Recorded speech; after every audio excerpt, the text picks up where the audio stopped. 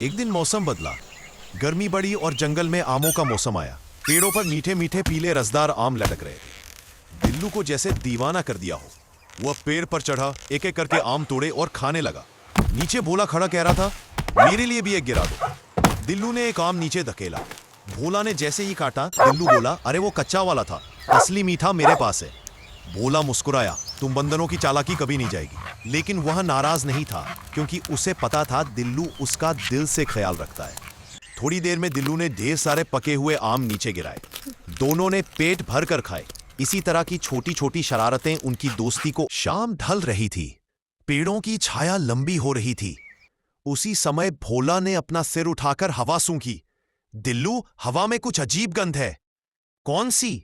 दिल्लू ने पूछा, कुछ चिंतित होकर। भोला बोला, किसी जंगली जानवर की गंध नहीं, इंसानों की गंध है, और उनमें एक शिकारी भी है। दिल्लू के दिल में हल्का सा डर बैठ गया।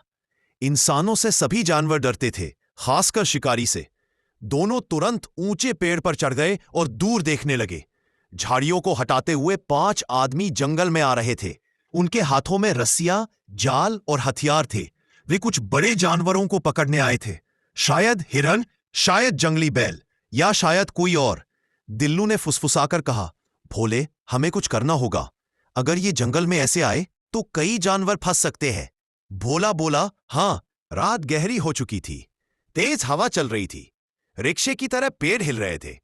दिल्लू चोरी छिपे शिकारी के शिविर के पास पहुंचा। उसने एक बड़ा पत्थर उठाया और ऊपर से छोड़ा। धम! शिकारी डर कर उठे। कौन है? भालू है क्या? भोला दूर पहाड़ियों के बीच गया और गहरी भारी आवाज निकाली। गुर्र। आवाज जंगल में गूंज उठी। कड़ाक, छर, थड़। शिकारी अब डर गए। ये तो कई जानवरों की आवाजें हैं। चलो निकलो यहां से। लेकिन एक शिकारी सबसे बहादुर था। वो बोला, डरने की जरूरत नहीं, चलो जाल चेक करते हैं। उस साहसी शिकारी ने टॉर्च उठाई और दिल्लू वाली शाखा की तरफ रोशनी डाली। दिल्लू का दिल तेज धड़क रहा था। शिकारी बोला, ऊपर कुछ है। अब दिल्लू को समय नहीं मिला। उसने तुरंत शाखा को पूरी ताकत से हिलाया ताकि पत्ते और सूखी डालें गिरें।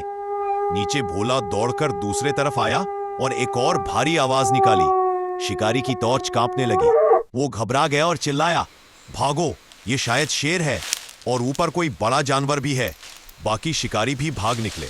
दिल्लू और भोला दूर से ये सब देख रहे थे और दोनों जोर से हंस पड़े। अगली सुबह जंगल के सभी जानवर इकट्ठा हुए।